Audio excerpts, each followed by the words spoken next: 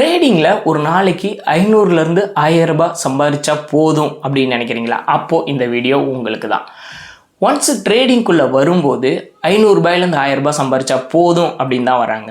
அந்த ப்ராஃபிட்டை கண்ணில் பார்த்ததுக்கப்புறம் அதிகமாக ஆசைப்பட்டு அவங்களுடைய மொத்த கேபிட்டலையுமே லூஸ் பண்ணிடுறாங்க. அவங்க அதிகமாக ஆசைப்பட்டதில் எந்த தப்புமே கிடையாது.